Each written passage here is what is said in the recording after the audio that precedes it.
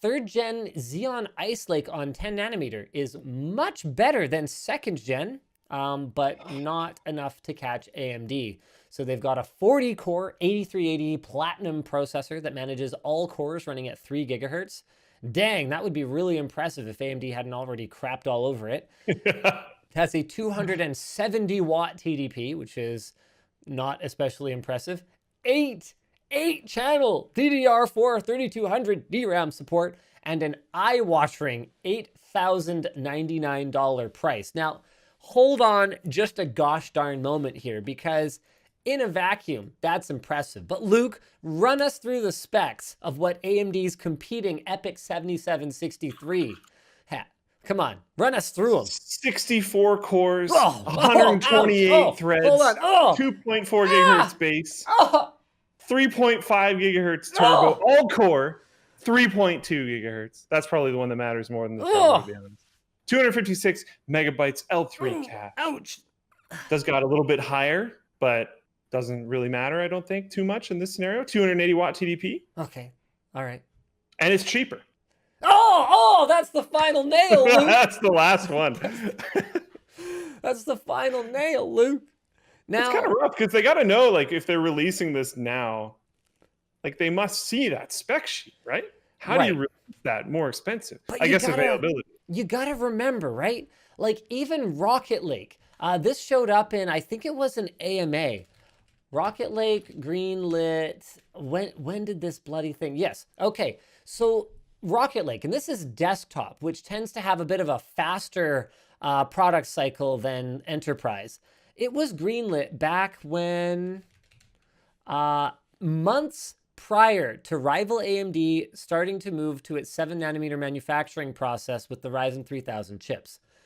Okay, so that's the kind of timescale that CPU manufacturers are working on, guys. So right, but not pricing.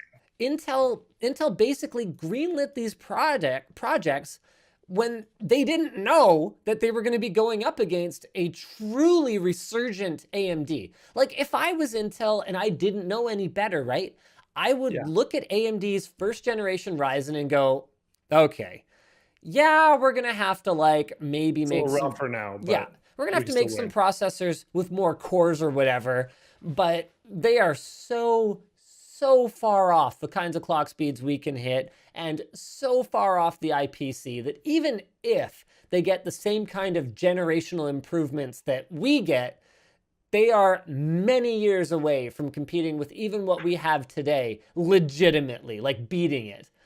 The problem is that Intel was coming at this from the attitude of that, 4 to 9% performance improvements every couple of years were normal.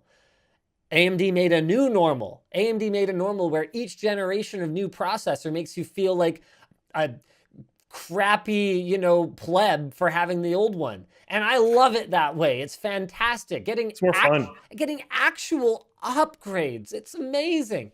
And then they went and made it so you could just plonk them onto your old motherboard and flip your old one on eBay. It's good stuff. It's great for consumers.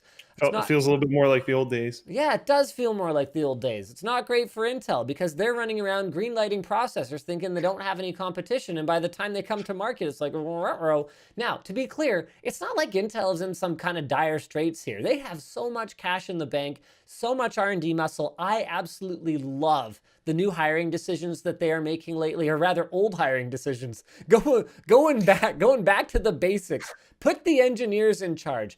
I freaking love the new direction over there. Just guys, you gotta think, okay, if Rocket Lake is coming out now, okay, and was greenlit then, if they just put a new team in place now, we're not going to see the fruits of this labor for another 2 to 3 years if we are lucky.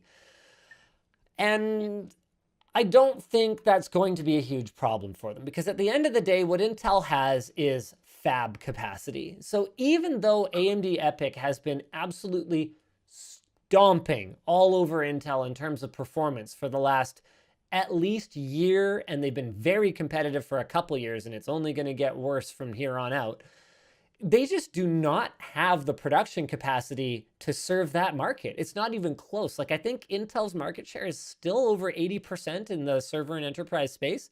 Like, it's not even close. So Intel has time, but good on AMD for putting the gears to them and just coming out with such a one-sided. Do you think they might still be able to move these a bit because of availability? And like a lot of enterprise places, they're going to have to buy huge amounts of these. Absolutely. Things. They're not going to have a choice.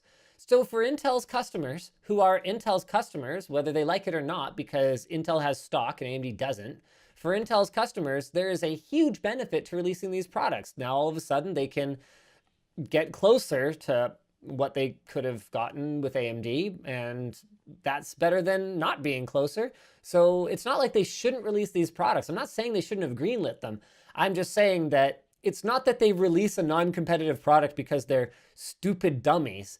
They just do it because they greenlit the product without the knowledge that we have today. What are they going to do with it now? Not try to sell it? Like, they might as well. They know there's some availability issues on the other side. They know they might get some big contracts just because those people need processors. It doesn't necessarily matter that it's like more expensive and worse. It's just, they need the stuff, man.